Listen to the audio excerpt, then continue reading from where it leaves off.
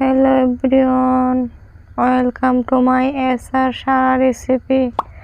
আজকে আমি আপনাদেরকে মরিচ দিয়ে মরিচের পিঠা কেমন করে বানাই আর কি কি উপকরণ লাগে তা আপনাদের সামনে শেয়ার করব।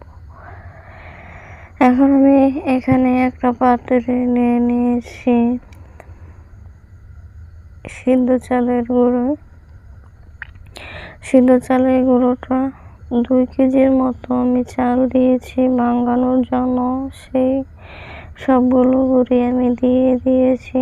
এখন আমি যে দলাগুলো ছিল সেই দলাগুলো ভেঙে নিচ্ছি।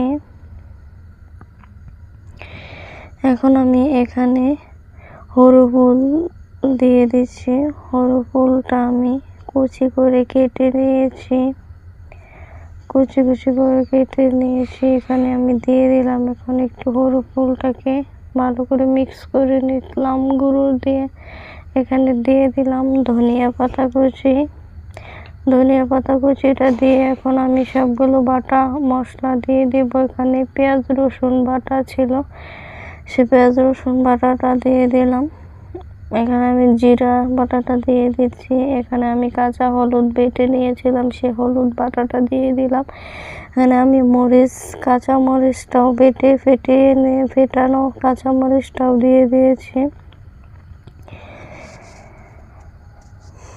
সব বাটা মশলা দেওয়া শেষ। এখন এখানে আমি দিয়ে দিব স্বাদ মতো লবণ। লবণটা আপনাদের স্বাদ অনুযায়ী দেবেন, যার যতটুকু লাগবে। এখানে গুঁড়া বুঝে লবণটা দেওয়া লাগবে। এখানে আমি অল্প অল্প পানি দিয়ে ভালো করে ডোটা মিক্স করে নেব। এখানে আমি ঠান্ডা পানিটাই অ্যাড করেছি, ঠান্ডা পানি দিলেই চলবে, এখানে গরম পানি দেওয়ার দরকার নেই। দেখেন আমার ডোটা তৈরি হয়ে গেছে।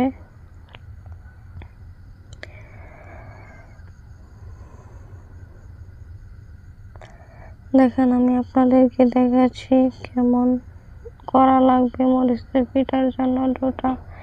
এখানে আমি একটা বড় পাতিল নিয়েছি, মানে তাওয়াটা দিয়ে আমি এখানে নিচে কলা পাতাটা দিয়ে এখানে আমি সবগুলো ডো দিয়ে দিচ্ছি।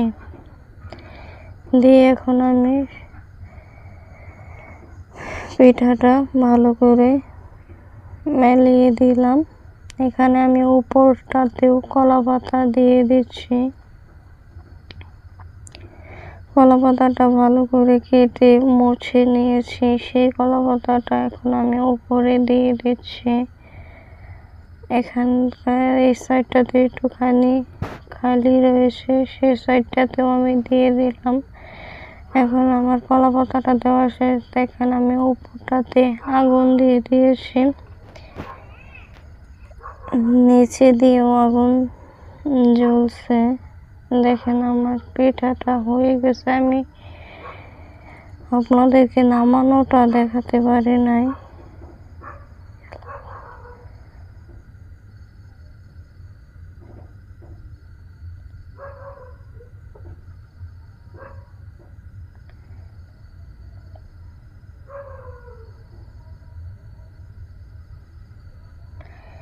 যে কলা পাতাটা দিয়েছিলাম দেখেন পুরো কলা পাতাটা কেমন ছাই হয়ে গেছে। এখন আমি পিঠা থেকে সেই ছাইগুলো পরিষ্কার করে নিচ্ছি। যে অংশটা কালা কালা হয়ে গেছে সেই অংশটা আমি চাকু দিয়ে একটু একটু করে কেটে নেব, যাতে কালো অংশটা বেশি দেখা না যায়। আপনাদেরকে সাফ করে দেখাবো। আশা করি আমার ভিডিওটি শেষ পর্যন্ত দেখেছেন আপনারা।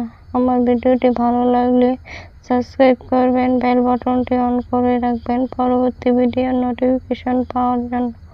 ভালো থাকবেন, সুস্থ থাকবেন। আল্লাহ হাফেজ।